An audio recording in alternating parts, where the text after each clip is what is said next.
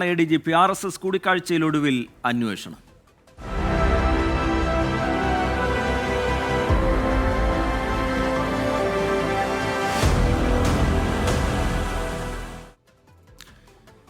RSS നേതാക്കളുമായി ADGP MR Ajith Kumar നടത്തിയ കൂടിക്കാഴ്ചയിൽ അന്വേഷണത്തിന് ഉത്തരവിട്ട് സർക്കാർ.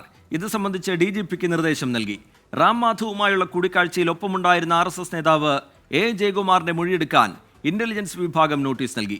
CPI ഉൾപ്പെടെയുള്ള ഘടകകക്ഷികളുടെയും പ്രതിപക്ഷത്തിന്റെയും സമ്മർദ്ദത്തിന് വഴങ്ങിയാണ് വിവാദ കൂടിക്കാഴ്ചയിലെ സർക്കാർ തീരുമാനം. ആരോപണം ഉയർന്ന് 20 ദിവസത്തിന് ശേഷമാണ് അന്വേഷണത്തിന് നിർദ്ദേശം. PV അൻവർ MLAയുടെ പരാതിയിൽ അജിത് കുമാറിനെതിരെ നടക്കുന്ന DGP തല അന്വേഷണത്തിൽ ഇക്കാര്യങ്ങളും പെടുമെന്ന് മുഖ്യമന്ത്രി പറഞ്ഞിരുന്നെങ്കിലും ടേംസ് ഓഫ് റെഫറൻസിൽ ഉണ്ടായിരുന്നില്ല. കോൺഗ്രസ് നൽകിയ പരാതിയുടെ അടിസ്ഥാനത്തിലാണ് അന്വേഷണത്തിന് ഉത്തരവിട്ടത്. 2023 തൃശൂരിലും തിരുവനന്തപുരത്തുമായി 2 മുതിർന്ന RSS നേതാക്കളുമായി ADGP രഹസ്യ കൂടിക്കാഴ്ച നടത്തിയെന്നാണ് വെളിപ്പെടുത്തൽ.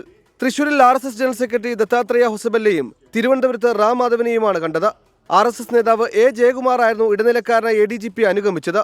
കൂടിക്കാഴ്ചയ്ക്ക് സാക്ഷിയായ A. ജയകുമാറിനെ മൊഴിയെടുക്കാൻ രഹസ്യാന്വേഷണ വിഭാഗം നോട്ടീസ് നൽകിയിട്ടുണ്ട്.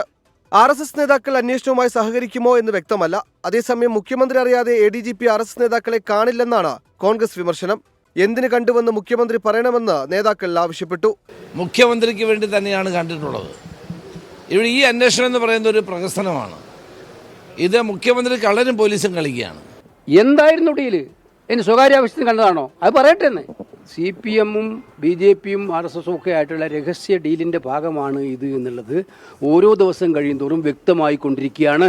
അന്വേഷണത്തിന് ഉത്തരവിട്ടെങ്കിലും ADGP-യെ മാറ്റണമെന്ന പ്രതിപക്ഷ ആവശ്യം സർക്കാർ അംഗീകരിച്ചിട്ടില്ല. അന്വേഷണ റിപ്പോർട്ട് വരട്ടെ എന്ന നിലപാടിലാണ് മുഖ്യമന്ത്രി. അജീഷ് ജയകുമാർ, 24 തിരുവനന്തപുരം.